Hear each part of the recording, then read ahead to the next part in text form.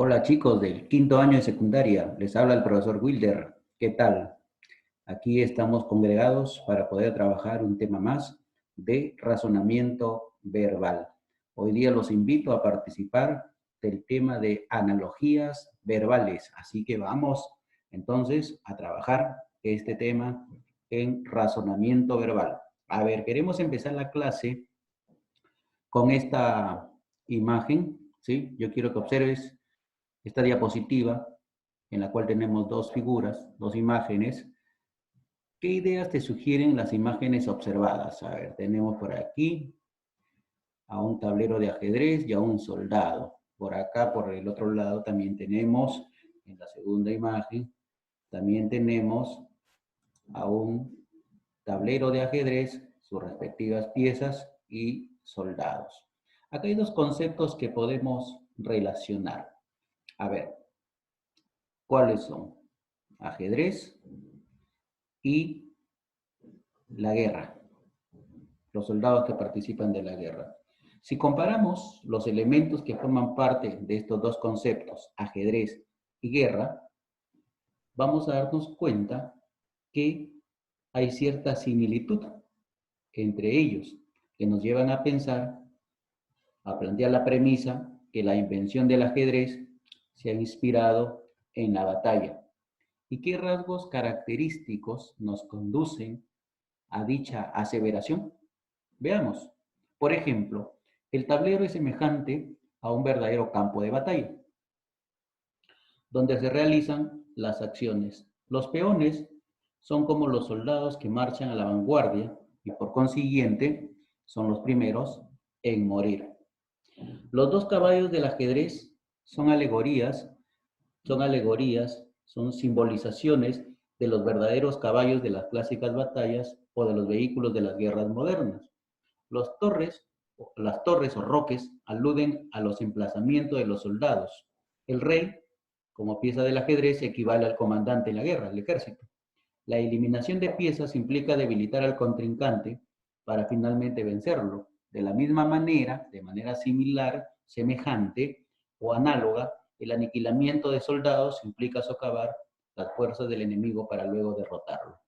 El mate equivale al exterminio del rey enemigo y por ende la victoria. Entonces, si nos damos cuenta, los dos aspectos, tanto la batalla como el ajedrez, exigen concentración total, exigen acciones, paciencia, sentido de oportunidad para el ataque.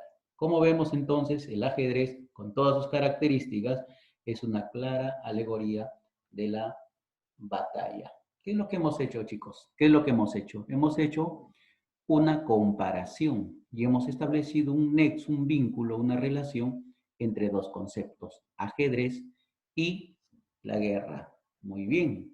En ese sentido, entonces, cuando hablamos nosotros de analogía verbal, debemos entender que una analogía verbal será la relación de semejanza establecida entre dos pares de palabras. Por eso se llama verbal.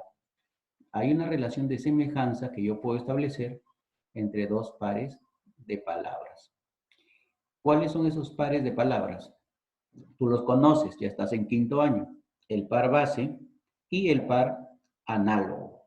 Repetimos, el par base y el par análogo. Esta relación de semejanza surge a partir de un proceso de comparación de los rasgos más importantes de estos elementos, tal como lo hemos hecho con el ajedrez y la guerra. Por ejemplo, aquí tenemos un ejemplo de analogía.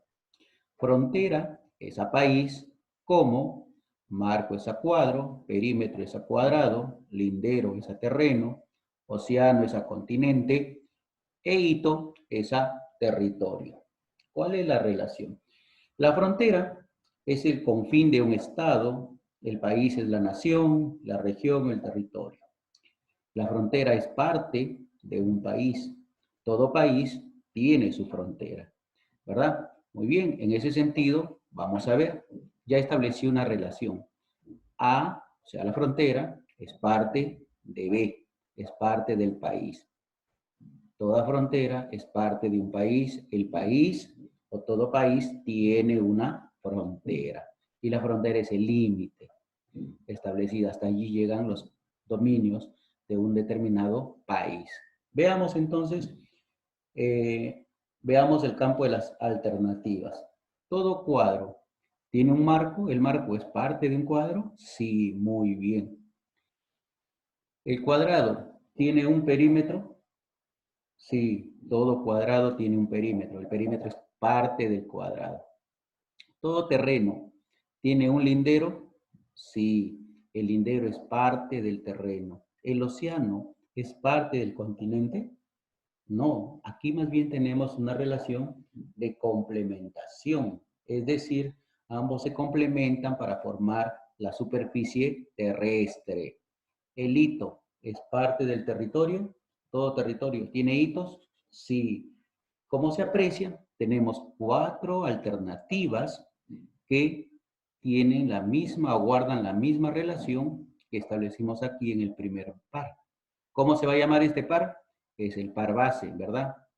Y esta relación que hemos establecido, que A es parte de B, la tenemos en la alternativa A, cumple la misma relación, cumple la B, cumple la C y cumple la E. Pregunto, ¿puede haber cuatro relaciones semejantes a la relación de la premisa? Por supuesto que no. ¿Eso qué indica? Que tenemos que proceder a identificar otra relación en el par base, pues la que hemos planteado de parte todo es insuficiente. Así sabemos entonces, razonando, nos vamos a dar cuenta que un país tiene generalmente varias fronteras que lo limitan con otros países. Estas fronteras se establecen en relación con otros países. ¿Será lo mismo en marco y cuadro? El marco delimita el cuadro, pero no con respecto a otros cuadros. El perímetro limita el cuadrado, pero no en relación a otros cuadrados. Entonces descarto la A y descarto la B. El lindero delimita a un terreno, sí. En relación a otros terrenos, sí. Entonces esta probablemente sea la respuesta. Y la E, el hito delimita a un territorio, sí. Sí, lo delimita respecto a otro territorio. El detalle está en que estos hitos se delimitan un territorio, pero son puntos separados que se van colocando a partir de cierta distancia establecida. Lo que no sucede con el lindero, que es continuo, igual que la frontera.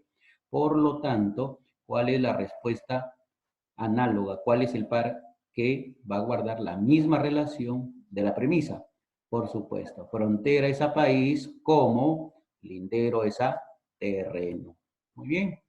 Entonces, la estructura de la analogía es esta. Nos vamos a enfrentar al par base o premisa y por supuesto tenemos los pares alternativos. Uno de estos pares alternativos será el par análogo, es decir, el que guarde la misma relación que se puede establecer en la premisa o par base. Veamos entonces cómo resolvemos este ejercicio. Enhebrar es abordar. ¿Cómo?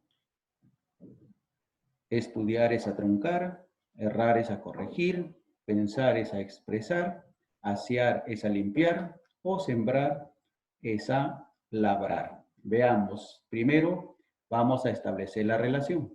Recuerda lo siguiente. Recuerda lo siguiente. ¿Cuáles son los procedimientos para resolver esta analogía? Y lo explicamos en 4 pasos. 4 pasos.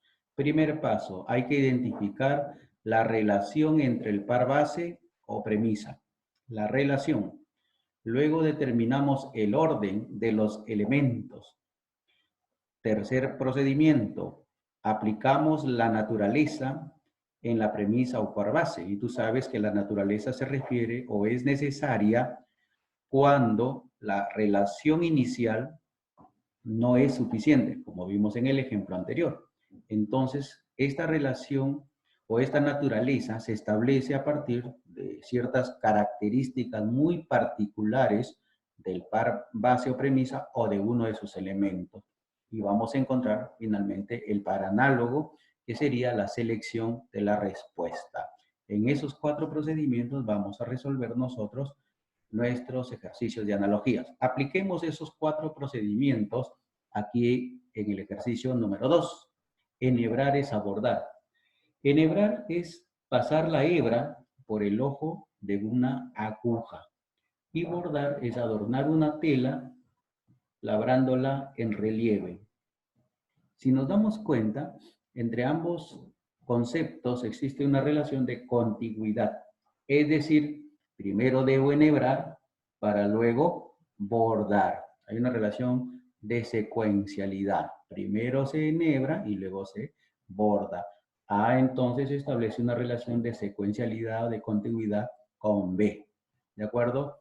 ¿Se dará la misma relación entre estudiar y truncar? No. Entre errar y corregir, ¿habrá una contigüidad? Primero erramos y luego corregimos. Podría ser.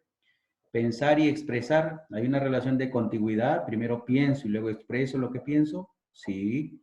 Podría ser una segunda posibilidad. Asear y limpiar, no, ¿verdad? Son sinónimos. Sembrar y labrar también son sinónimos. Entonces no se da aquí. ¿Cuántas respuestas tengo? Si nos damos cuenta, tenemos 2. Alternativa B y alternativa C. ¿Puede haber 2 respuestas? No, solamente uno será el par análogo. Recuerda que una analogía es una semejanza de relaciones que se establece entre 2 pares de palabras. El primer par es el par base o premisa y el segundo par es el par análogo. Acá tengo 2 posibilidades. Vamos a ver, B y C. Cuando hablamos de enhebrar, estamos hablando de un acto previo que garantice la calidad de un acto posterior. O sea, esta es una acción previa que si la realizamos de buena manera, garantiza que la acción de bordar se realice de la mejor manera posible. De igual forma, al pensar, coordinamos nuestras ideas para que nuestra expresión o nuestro mensaje resulte eficaz, resulte eficiente. Si bien es cierto, tú dirás en errar es a corregir, evidencia también la misma relación principal, sin embargo no comparte la relación secundaria, pues alude a la enmienda de un error y no a un acto creativo, como el caso de enhebrar y el caso de pensar. En el primer caso habíamos dicho enhebrar, la acción de pasar la hebra, y por aquí coordinar, organizar ideas. Entonces, cumple la primera relación, que es la principal, pero no cumple la relación secundaria. Entonces, ¿cuál es la respuesta? ¿Cuál es el par análogo o semejante? Es decir, que guarda la misma relación que enhebrar y bordar. La respuesta será, entonces, pensar y expresar. Primero se piensa, luego se expresa, pero tengo que pensar de manera creativa, de manera organizada en cuanto a mis pensamientos, lo que se llama en el proceso de la comunicación la codificación. Muy bien, entonces la respuesta sería la alternativa C. Entonces hemos aplicado en este ejercicio los 4 procedimientos para resolver analogías. Y vamos a terminar con este último ejercicio. A ver, un reto más para tu inteligencia lingüística. Colisión es abolladura, como batalla es a muerte, complacencia es abatimiento, grieta es a resquebrajadura, altercado es a resentimiento y puño es a magulladura. ¿Qué es la colisión? Definamos conceptos antes de establecer una relación. La colisión es el choque de 2 cuerpos y la abolladura es la depresión producida en una superficie por acción de un golpe. Ajá. En este caso, si hay una colisión, eso va a traer como consecuencia una abolladura. Podemos establecer entre A y B una relación de causa-efecto. Hay una relación de causa-efecto. Si la colisión produce abolladura, ¿la batalla produce muerte? Por supuesto que sí. ¿La complacencia produce abatimiento? No.